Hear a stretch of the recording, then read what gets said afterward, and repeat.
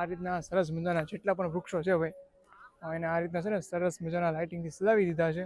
અહીંયા તમે જુઓ તો આ બ્લુ કલર છે, પછી આ ગ્રીન કલર છે, પછી સામે યલો કલર છે, પછી આમે યલો છે, પછી આ બાજુ ગ્રીન છે બધા જુઓ, અને અહીંયા બ્લુ છે, પછી આ તરફ તમે જુઓ તો પિંક કલર છે મસ્ત મજાનો જો. સો હેલો નમસ્તે, જય શ્રી કૃષ્ણ, અને કેમ છો? તો ગાઈઝ સ્વાગત છે તમારું બધાનું ફરી એક નવા વિડીયોમાં. તો પહેલાં તો બધાને જય શ્રી કૃષ્ણ, જય ઠાકર.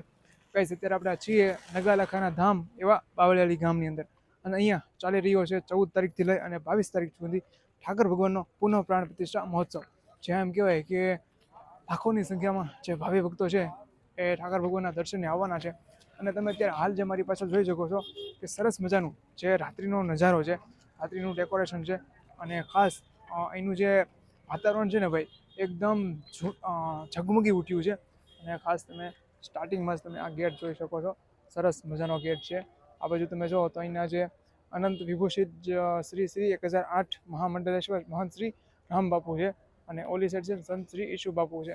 તો સરસ મજાનું લાઇટનું ડેકોરેશન છે, અને ભાઈ એમ કહેવાય ને જે નગાલખા બાપુનું જે ધામ છે એ ભાઈ એકદમ ઝળહળી ઉઠ્યું છે. સોનેરી જુઓ તમે, આ રીતના સરસ મજાના ગેટ છે, અને સામે છે ને મંદિર છે.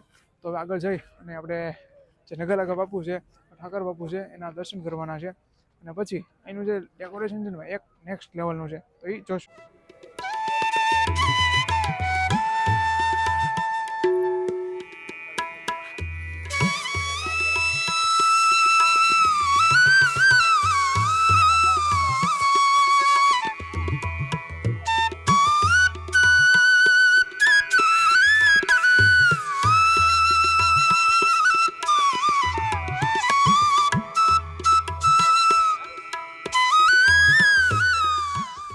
ગાઈઝ જેમ જેમ આગળ જઈએ ને એમ ભાઈ અદ્ભુત લાઇટિંગ ભાઈ આવતું જાય, અને જેમ જેમ નજીક જઈએ એમ ભાઈ જે ઠાકર ભગવાન છે એના સાનિધ્યમાં જવાનું આમ એક અનેરો જ આનંદ જે છે ને એ આપણને થતો હોય છે.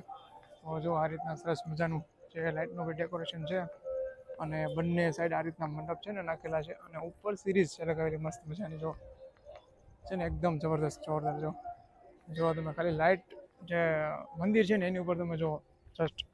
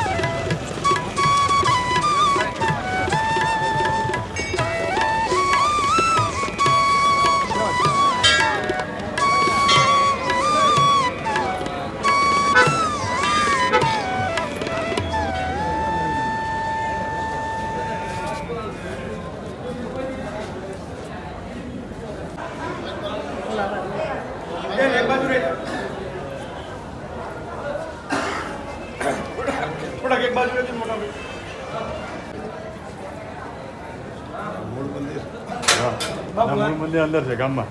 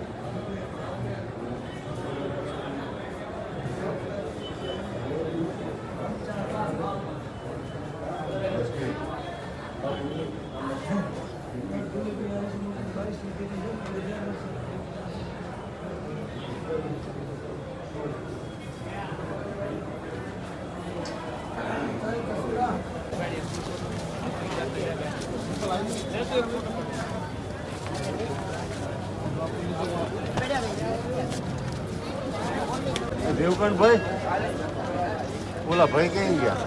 ગાઈસ હવે છે ને આપણે દર્શન કરી લીધા છે અને અત્યારે એનું જે પરિસર છે એમાં ભાઈ લાઇટિંગ છે ને ભાઈ એકદમ જબરદસ્ત અને જોરદાર ગોઠવું છે. જો તમે આ રીતના સરસ મજાના જેટલા પણ વૃક્ષો છે ભાઈ એને આ રીતના છે ને સરસ મજાના લાઇટિંગથી સજાવી દીધા છે.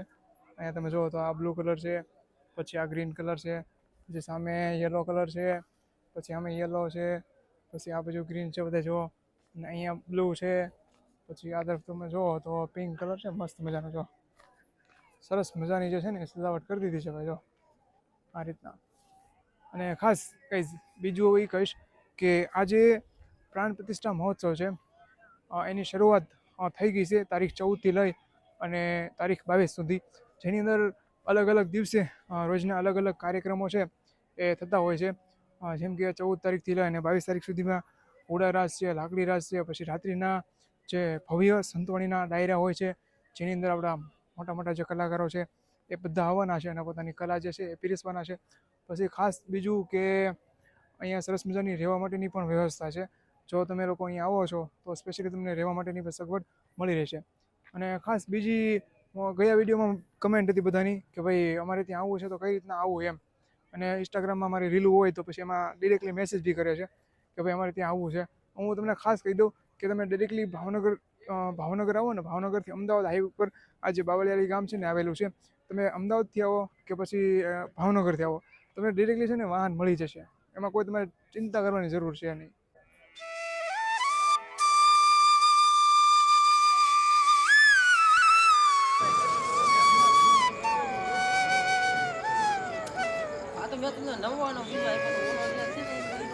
અને ગાઈઝ આ તમે જુઓ આ સરસ મજાની જે સિરીઝવાળું તમે જોવો છો ને બિલ્ડિંગ, આ છે ને સાધુ સંતોના ઉતારા માટેની વ્યવસ્થા છે. જોઈ શકો છો આખું છે ને સિરીઝથી શણગારી દીધું છે ભાઈ.